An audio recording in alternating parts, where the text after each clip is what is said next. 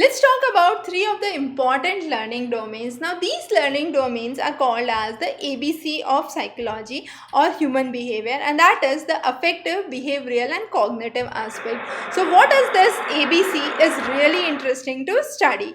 Now, why do usually we say that students do not learn? You might have seen people saying that students lack motivation. Sometimes their students are not engaged. The teacher is not trying to create interest among the students. Sometimes the students want to learn something else and teacher is trying to teach something else, and therefore there is a misunderstanding or a communication gap. But more importantly, there is a misaligned learning domain. Now this misaligned learning domain is where we focus on the ABC, which is the affective, behavioral, and cognitive aspect. Now when we say affective, we are trying to understand the concept of emotions, values, attitudes associated to the study.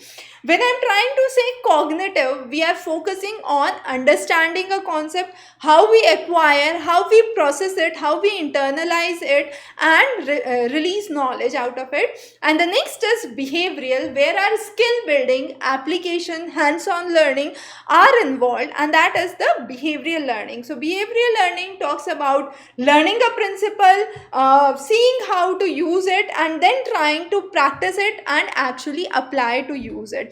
So each of those are very, very interesting to understand. So let's first talk about the cognitive domain. As we said, it focuses on understanding. So what happens at the very crucial stage? At the very beginning, we try to understand or remember something.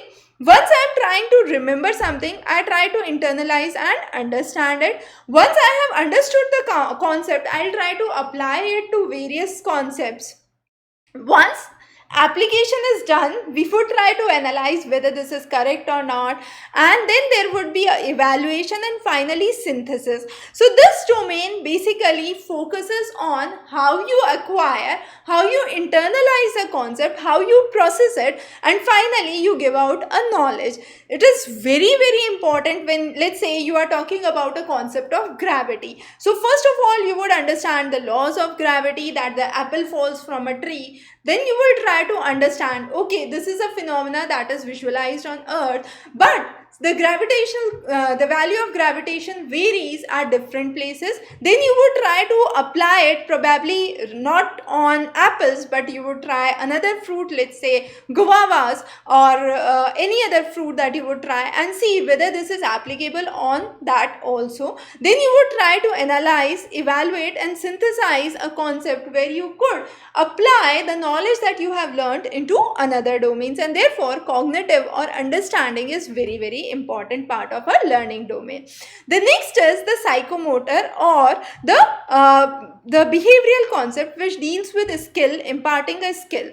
So first of all, you perceive something. Let's say I show you a demonstration about how this pen works might be. So this is where you try to perceive. Then you have certain sets and guided response that are there, a mechanism that you would follow. Finally, you will adopt and organize those concepts. So a very simple example is, I learn a principle, how this works. I watch the actual mechanism of the construction and the working of it, and finally I try to practice it into a principle or apply it to a principle.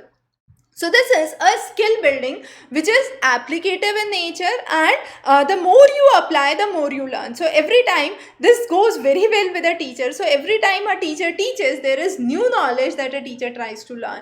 So every time a student raises a question, you have to clear doubts might be that a teacher has, and therefore it's a constant behavioral development process where you are learning by application. You are trying to teach more and more, and you are trying to get a feedback, and as a result, there is a guided response which would lead to adaptation and an organization. The next is the affective. Now, as we said, this focuses on the emotions. So first of all, you receive some information, you try to respond to it, then you value it, you internalize it. So let's say a quality of discipline, for example, and then you organize yourselves, your thoughts around it, you try to conceptualize it, and finally take it as a trait within yourself. Now a very good example will be, let's say I am taking a class here and I am trying to understand the feelings that the students might have while understanding or going through this lecture. Some of those might be able to cope up, the others might not be able to do so.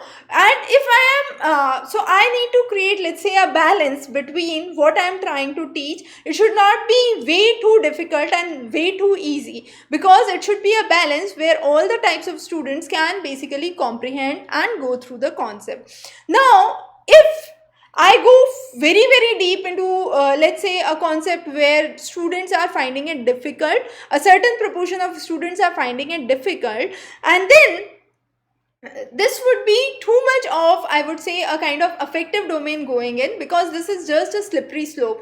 Rather than keeping the concept at the level, I'm trying to reduce the complexity at a very basic level, and therefore affective domain comes into play. So three important domains, I repeat again, the ABC of human behavior or learning domains, and that is the affective, behavioral and cognitive. Cognitive deals with understanding, behavioral deals with skill building and learning through application, affective deals with understanding values, attitudes, emotions. So that was a very basic introduction about learning domains, a very important and crucial part of teaching aptitude. We would be covering many such interesting topics for you. Stay tuned. Have a wonderful day ahead.